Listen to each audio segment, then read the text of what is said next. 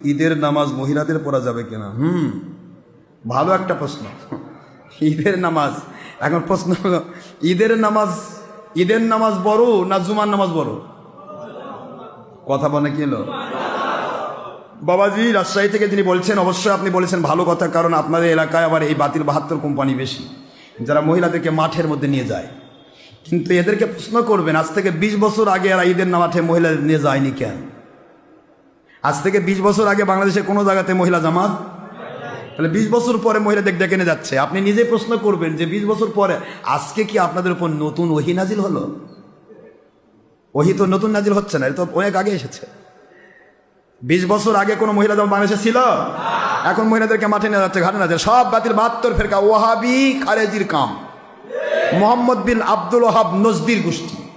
সুতরাং এদের কথা মানা যাবে না, যা ইচ্ছা তাই বলবে। মহিলাদেরকে আল্লাহ বলেছেন ওয়াকারনা ফি বুয়ুতিকুন্না ওয়ালা তাবাররুজনা তাবারুজাল জাহিলিয়াতিল উলা।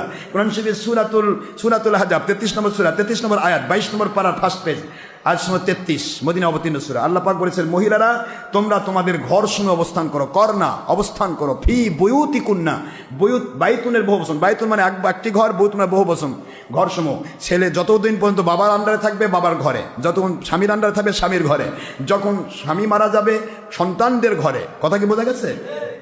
ফি বুয়ুতিকুন্না। আর এই হাদিস আয়াতের অর্থ করতে হুজুর বললেন মহিলাদের ঘরের প্রকোষ্ঠে নামাজ পড়ে আমি আখে নবীর পিছে এসে নামাজ পড়ার চাইতে 25 গুণ সওয়াব তারা বেশি পাবে। সুবহানাল্লাহ।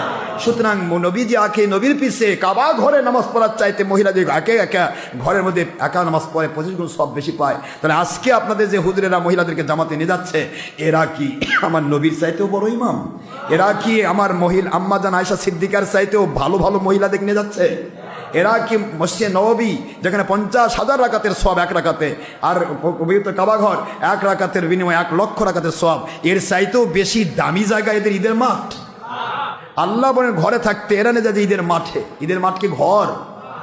তাহলে কোরআনের বাণীও এরা মানে না। এরা কিসের আল্লাহকে মানে? বাতিল 72 কোম্পানি, এই কোম্পানির আন্ডারে যাওয়া যাবে না। মহিলারা ঘরের প্রকোষ্ঠে নামাজ পড়লে 25 গুণ সওয়াব বেশি পাবে, এটা আল্লাহর হাবিবের সহিহ ইবনে খুজাইমার হাদিস। সুতরাং এখানে কোনো রকম উৎপাত করা যাবে না।